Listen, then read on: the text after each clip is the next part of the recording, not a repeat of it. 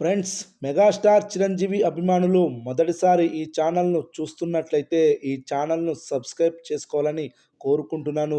ఎందుకంటే మెగాస్టార్ చిరంజీవి సినిమాల గురించి ఏ చిన్న అప్డేట్ వచ్చినా ఈ ఛానల్లో అప్డేట్ చేస్తాను.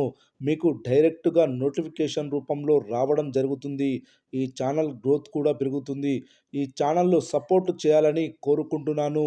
ఈ వీడియోను మొదటి నుండి ఎండ్ వరకు చూడండి, లేకపోతే అర్థం కాదు.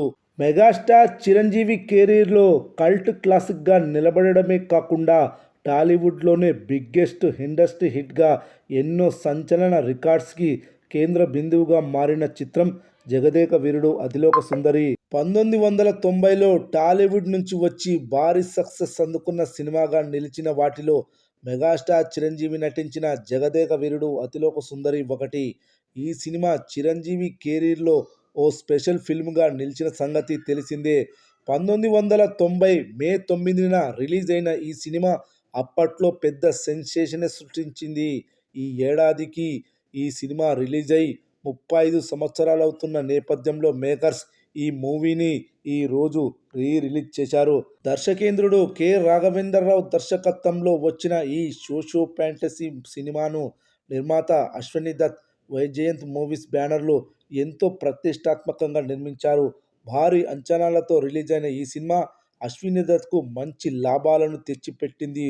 35 ఏళ్ల తర్వాత ఈ సినిమా రిలీజ్ అవడంతో మెగా అభిమానులు చాలా ఖుషి అవుతున్నారు. ఈ సినిమాను నిర్మాత అశ్వనీ దత్ 2 కోట్లు పెట్టి నిర్మించారు.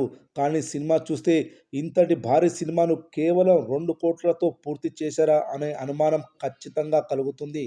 రిలీజ్ టైంలో భారీ వర్షాలు ఉండడంతో ఫస్ట్ వీక్ సినిమాకు పెద్దగా కలెక్షన్లు రాలేదు. ఆ తర్వాత వర్షాలు తగ్గి సిచ్యువేషన్స్ నార్మల్ అవ్వడంతో థియేటర్ల కౌంట్తో పాటు హౌస్ఫుల్స్ పెరిగాయి.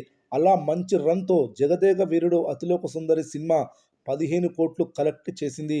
ఈ సినిమాకు మెగాస్టార్ చిరంజీవి 25 లక్షల పారితోషికం తీసుకున్నారు. ఇక ఈ సినిమా కలెక్షన్ల విషయానికి వస్తే ఈ సినిమా విడుదలకు ముందే భారీ అడ్వాన్స్ బుకింగ్స్ నమోదయ్యాయి. హైదరాబాదులో మెయిన్ సెంటర్లో మంచి కలెక్షన్లు నమోదయ్యాయి.